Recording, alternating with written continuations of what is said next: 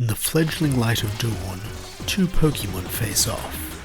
The first to be illuminated by the sun's rays is Baneri, with its prosthetic foot glinting, while behind it stands A. Across from them is Concordia and Ralts. For a moment, there is stillness. Then A's voice cuts through the silence like a whip crack as he orders a techno kick. At once, Baneri charges in, its foot already glowing red with flames, and when it draws close to Ralts, it leaps and executes a spinning kick that is clearly the fruit of many hours of training. But Ralts is no slouch. Vanishing in a cloud of sparkles, the little psychic type uses teleport to get behind Baneri, then begins charging up an attack. However, Baneri will not be so easily thwarted, and so extends an ear, planting it on the ground and using it as a springboard to pivot into a front flip so that it can perform a flying scissor kick with the still burning prosthesis right onto Ralts' head. Ralts staggers back, and in unison both trainers say that is enough. As the sun rises properly, both A and Concordia's faces are lit, and it can be seen that they share the same satisfied grin.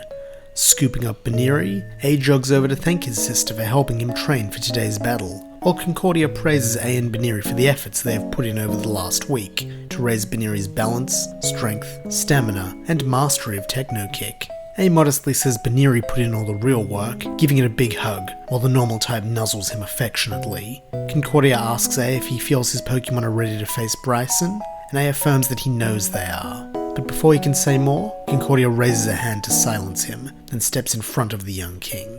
In contrast to her usually sweet demeanour, her next words come out harsh and distrustful, as she barks for someone A can't see to show themselves.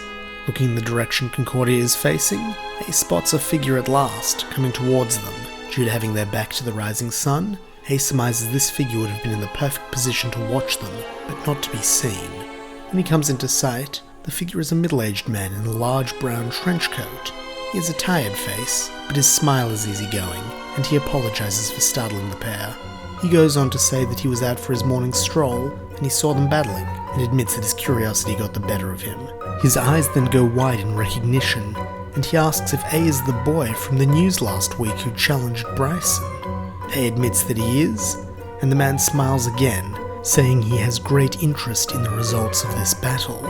He then steps in to give A a pat on the shoulder, but seeming to trip over a pothole, he careens into A instead, knocking them both to the ground. As A gets up and dusts himself off, the man also stands, picking up A's cap which had fallen off, and hands it back to him with his apologies. While doing this, he also comments that the logo on the cap looks similar to Team Plasma's logo, which he claims to have seen on a few pamphlets, and asks if A is a fan. Before Concordia can stop him, A proudly proclaims that he is more than a fan. He is Team Plasma's king, and his victory over Bryson is going to be the first of many blows struck against the status quo built on Pokemon's slavery. The man seems to ponder this, then states that it's clear that A loves Pokemon and has strong convictions, two things he can respect, even if he doesn't necessarily agree with the young king's conclusions. Arrogantly, A says that he hopes the man will change his views in time, since anyone who doesn't stand with Team Plasma is an oppressor in his books. The man just smiles at this, and says that he in turn hopes that with time A will see that the world isn't as black and white as he makes it out to be. He then bids him and Concordia goodbye, saying they've only got a few more hours before the battle, so they should use them well. When the man in the trench coat is gone, Concordia hisses that A shouldn't be so forthcoming about his identity, since that man could have been anybody. But A shrugs and says he was probably just a nosy local. Concordia says she hopes he's right, and the pair depart, heading back to the Plasma Cottage for breakfast and a final strategy meeting. Inside they are greeted by Anthea and Colrus, wearing matching dressing gowns and chatting over coffee. When Anthea catches sight of her siblings, she immediately slides 2 mugs of hot coffee over to them, ordering them to drink up after spending so long in the cold. Meanwhile, Colrus sighs that he was beginning to wonder if they were planning to return at all. Having grown used to Colrus's grumbling by now, A meets the scientist's scowl with a smile, and this seems to irritate Colrus further. But since he is smart enough to see that he won't be getting a rise out of A, he proceeds to business, saying he has something to show them once he's done with his coffee. This excites A so much that he sculls the remainder of his coffee in one gulp, only to leap up moments later gasping and panting that it was too hot and he burned his mouth. As Anthea pours him some cold water to soothe the burn, Colrus slinks away to his workbench, returning shortly with a chunky metal rectangle that A recognizes a microdrive. He asks Colress if this is what he thinks it is, and Colress confirms that thanks to their experiment earlier in the week, he was able to create an electric-type microdrive. Though he doubts A will need it against an ice-type gym leader, it couldn't hurt to have. A thanks Colress, while Anthea teases that though the scientist is playing off this gesture as insignificant, she saw him working late into the night to make sure the drive was ready for A's battle. Trying to remain haughty, Colress blusters that it was his desire to test out his own scientific limits that drove him to work so hard, rather than any actual desire to help. But no one in the cottage believes that, with A giving Colress a genuine smile and calling him a good friend.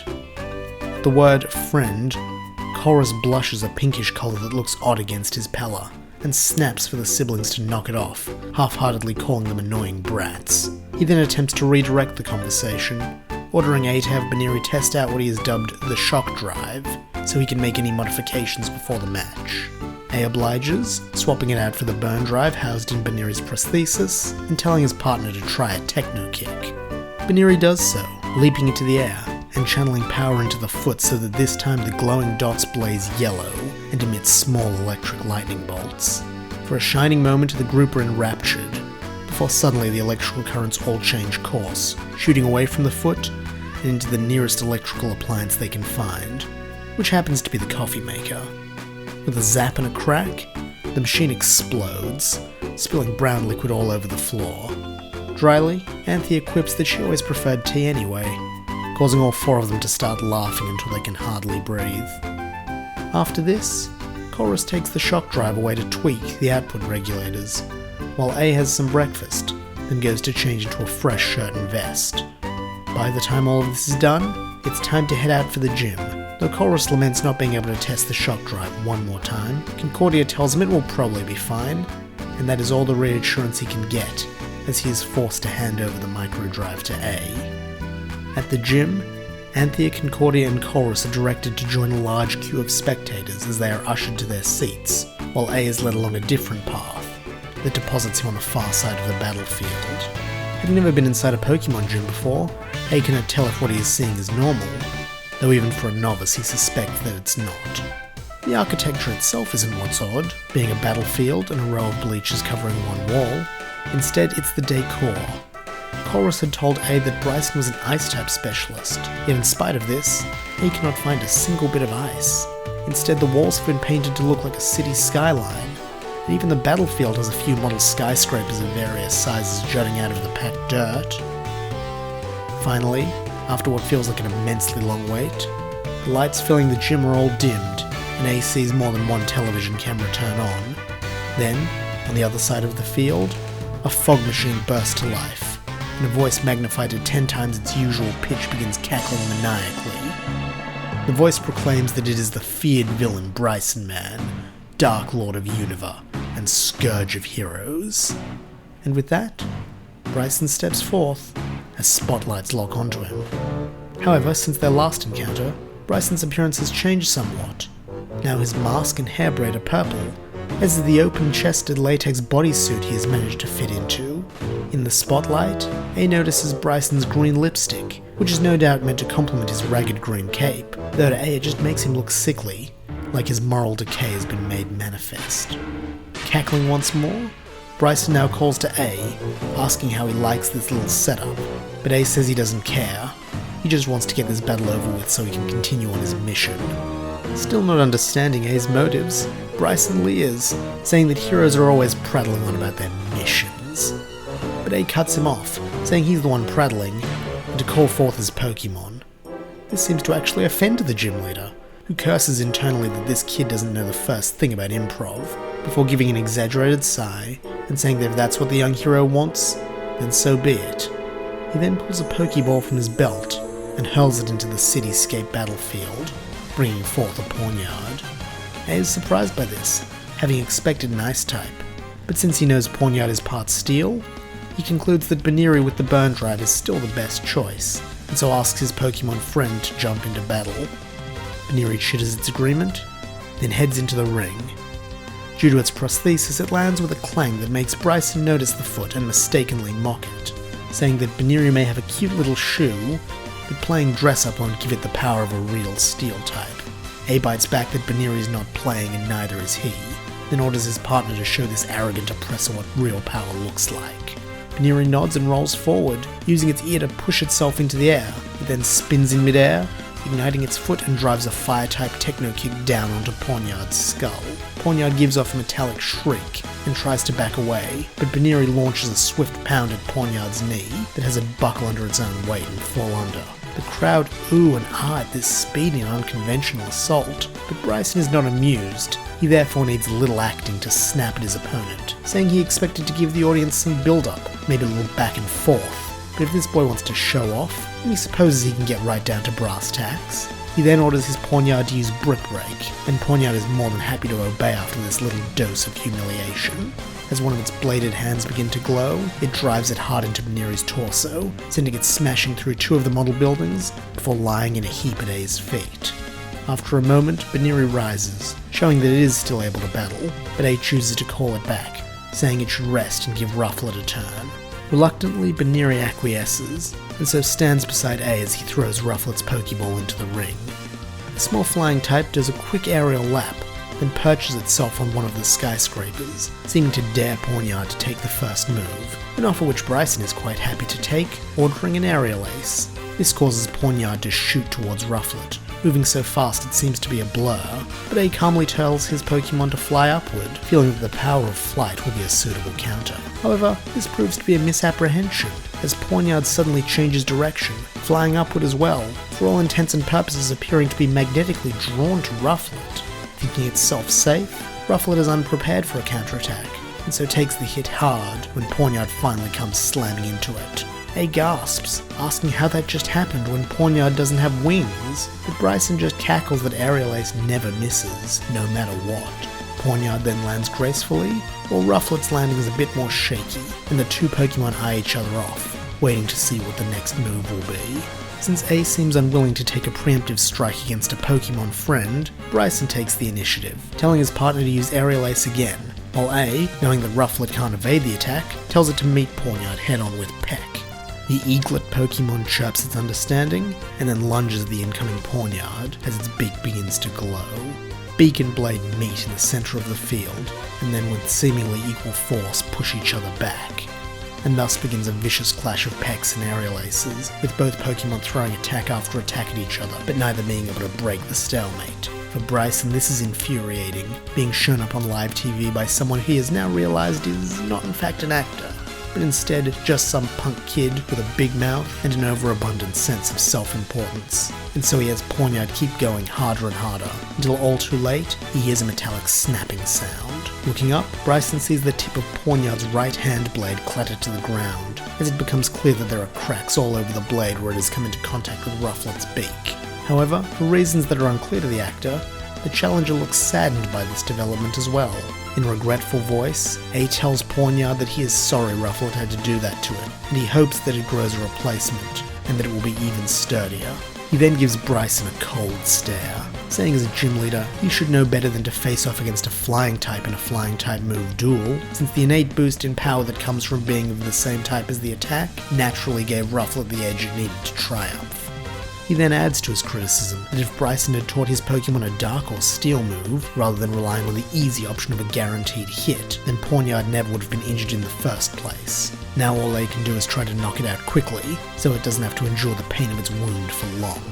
Bryson's face goes red being reprimanded and spoken down to by a child in front of all these people, and so snaps at Pawnyard to use Aerial Ace again with its other hand. Pawnyard obeys, swinging its left blade, but due to a lifetime of favouring its right, the blow does little damage and puts Pawnyard in a perfect position for A's finishing move. The young king then orders Rufflet to get behind Pawnyard and grab its arms in its talons. Rufflet does so, swooping down and locking claws into each of the Steel Dark type's armpits, so that when A orders a Skydrop attack, Pawnyard is well and truly at its mercy. With an effort, thanks to the added weight of Pawnyard, Rufflet begins flapping its way up towards the highest point in the gym. All the while, Pawnyard is locked in an internal conflict between whether to try and break free so it can attack Rufflet, or whether to stay in its grasp so it doesn't fall.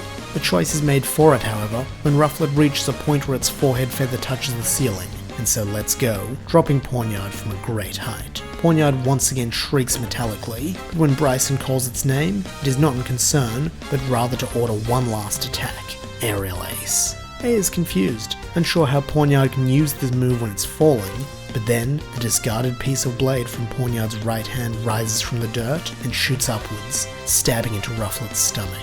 The small flying type then begins to fall as well, while Bryson lets loose another malicious cackle, reiterating that Aerial Ace never misses. When the dust settles from Pawnyard and Rufflet's fall, both are declared unable to battle, and so the match is brought down to a one-on-one. Thankfully, Baneri has had plenty of time to rest during Rufflet's battle, and so is fired up to fight, wanting to avenge its friend. Meanwhile, Bryson sends out a Vullaby, sneering that it's a shame Rufflet isn't able to battle anymore, since unless Baneri knows a move like Aerial Ace, it won't be able to do much against a Pokemon who can fly. Ace says not to count Baneri out yet, and takes the offensive this time, calling for a Techno Kick, which sets Baneri's foot alight. Baneri repeats its ear springboard tactic from earlier, but Vullaby simply flies away, wasting one of Techno Kick's very limited uses. By A's count, he only has 3 more uses of Techno Kick, and so endeavours to make each one count. Gritting his teeth, A tells Baneri to climb the skyscrapers and try to get above Vullaby, which the little normal type does, using its ears like additional hands to clamber up the tallest building. However, Bryson has no intention of letting A get what he wants, and so tells Vullaby to fly above the buildings. However, this is in fact what A wants, and when Vullaby gets level with Baneri, he tells it to leap over and grab Vullaby's talons.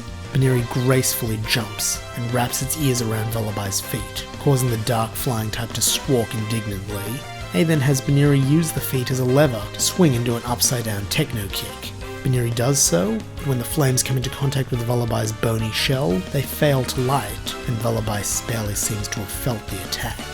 It is now Bryson's turn to criticize A's strategy, and he smirks that Vullaby's shell is made of pure bone, which only turns to ash under extreme heat. He goes on to say that Baneri's foot has no chance of creating a fire hot enough to get the job done, so its little fire kick trick is all but useless. He then has Vullaby throw Baneri off, causing it to fall towards Earth. However, thanks to talking with Colress so much over the past week, he has learned another trick to do with fire and the heat it produces, and so he orders a spinning Techno Kick at the air around Baneri. Though this expends their second last usage of the move, it also heats the air in a way which slows Baneri's fall, similar to a jetpack. This allows Baneri to stay in the fight, though for how much longer is anyone's guess, as Bryson orders his Pokemon to swoop its opponent and finish things with a feint attack. For a moment, A panics, since he knows that if Baneri gets hit by that, it's lights out. But then the choice of phrasing gives him an idea, and he urgently yells for Baneri to detach its burn drive, and then do the thing it did to Ralts this morning. Baneri understands, but by speaking in code, Bryson is kept in the dark, and so persists with his plan to use feint attack. As Vullaby gets close to Baneri, it then vanishes, appearing behind it, but Baneri is ready, using its ear to do a sharp 180 turn. At that moment, A lobs the shock drive to Baneri, who thanks to his prior instruction has an open slot. In perfect synchronicity between trainer and Pokemon, the drive clicks into place mid-spin, and Baneri's foot sparks and crackles bright yellow as all the power of its final electrified Techno Kick slams into Vullaby's face for super effective damage. Vullaby hurtles backwards through 3 model skyscrapers, before crashing to the ground, clearly unconscious. However, before the referee can call the match, the sound of multiple vehicles stopping outside the gym, along with the banging of heavy footfalls, draws everyone's attention. Suddenly, the gym's doors burst open, and half a dozen men and women dressed in riot gear burst in. The front of the group is the trenchcoat man A and Concordia met earlier, though now his face is all business. The man introduces himself as Agent Looker of the International Police, and says that he has arrest warrants for Ash Harmonia Gropius, Anthea Harmonia Gropius, Concordia Harmonia Gropius, and Colress Acroma, since all are known members of the criminal organization Team Plasma. He then gives the quartet a chance to surrender peacefully, saying that if they do so now, their cooperation will be noted in his report. As he says this, Looker makes direct eye contact with A, and the young king knows he and his friends are cornered. However, he also knows that his is the only face Looker can put a name to, and this might be just the advantage he needs to save them. Slowly raising his hands above his head in a seeming gesture of surrender, A whispers so that only Baneri can hear him, and tells it to take Rufflet's ball and get to the others. He then allows his gaze to flicker briefly to his friends, hoping this will not be the last time he sees them. But then his eyes are once more locked on Looker, and it's time to get to work. As Looker approaches to cuff him, A drops his left hand to his belt, flicking Rufflet's shrunk ball to Baneri. Meanwhile, with his right arm he attempts to get Looker in a headlock. Being older, taller, and stronger than A, Looker is easily able to avoid this, but that is not the point. Upon seeing him attack their superior, the officers in riot gear all converge on A and work to pry him off and subdue him, thus giving Baneri the chance it needs to run. Vanishing among the spectators, it is impossible for the police to tell who Baneri has run to, and when it reaches the trio with Rufflet's ball, all three know what this means. But Anthea and Concordia refuse to accept that A plans to sacrifice himself, and so rise to their feet and call out Rolls and Gothita. However, through the crush of bodies, A calls for them to stop, telling them to use Rolls to get out of here instead, and saying that he'll find his own way home. He then adds that this is an order from their king, before a blow to the stomach knocks the wind out of him. At this sight, Baneri tries desperately to return to A's side. However, just as it wills itself to leap into action, a pair of hands grab it from behind, and Baneri looks back to see a tearful Concordia clutching it to her chest, as strange sparkles obscure its view of A. In an instant, they are back outside the plasma cottage, and finally Concordia lets Baneri go, so that she can hug her sister and weep unabashedly. However, when Baneri sees that A is not with them, it takes off back in the direction of the gym, dodging between the arms of the humans who try to hold it back, and ignoring their cries about what A would have wanted. Thankfully, it is not a long trip even on tiny legs, and as Baneri rounds the corner, it sees the police leading a cuffed A out to a large van. Relief floods Baneri. It can still save him. It just needs one good techno kick to take out the leader. Even if it destroys its foot, even if it can never walk again, Baneri will take that trade if it means saving its friend. But then fatigue catches up with Baneri at last, and it falls forward. Tasting dirt and grass, the rabbit Pokemon is forced to look on helplessly as A is shoved into the back of the van before heavy double doors hide him from view. Then, with a mechanical snarl, the van speeds away, taking him where it cannot follow.